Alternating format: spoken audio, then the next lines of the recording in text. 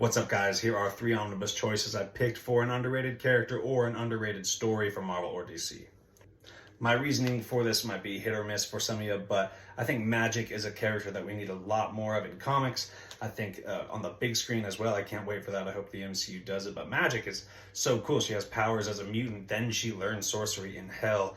And in this Omnibus Volume 3, the Uncanny X-Men Volume 3 Omnibus by Chris Claremont, you get the Magik origin story in here, her own first mini-series, and chronologically where that's placed in this, because a certain issue of Uncanny X-Men leads right into her mini-series, and then they pick back up with X-Men after, so that'll make it really clear to you as well. So Magik, really cool character, want a lot more out of her. And the Brood Saga, I like the Brood Saga more than anything I've read of Claremont X-Men yet, so I really like that. Maybe that's an underrated X-Men story in my opinion as well.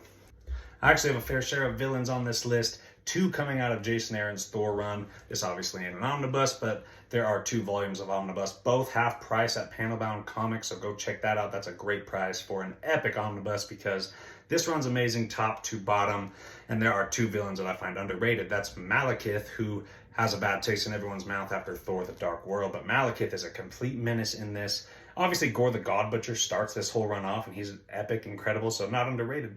But you also have the CEO of Roxxon, the Minotaur guy, who Dario Agger, and he is a very manipulative, power-hungry corporate CEO dude that can manipulate Thor, so like Thor can't even touch him. But then he'll become the Minotaur every now and then for the big brawl stuff. But him and Malekith are actually kind of in cahoots together throughout this whole run, and they are 2 great villains that deserve more attention.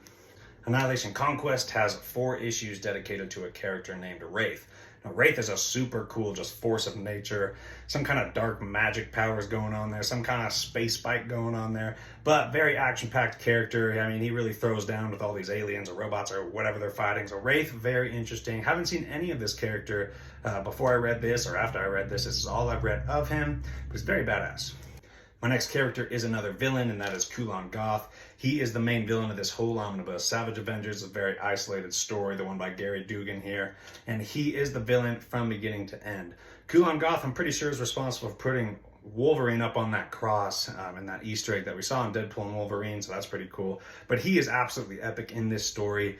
The story is very underrated in general. Neil Gaiman's Sandman, not an underrated story, a very highly praised story, but Sandman seems like an underrated character to me. He deserves a much more prominent role in the overall DC universe. He's a very ominous and eerie character with a very special power set that I think can make a lot of these events really special. You don't see him anywhere almost ever, so Sandman deserves a much bigger role. He deserves to be a household name, so I got Sandman in here. This obviously is not an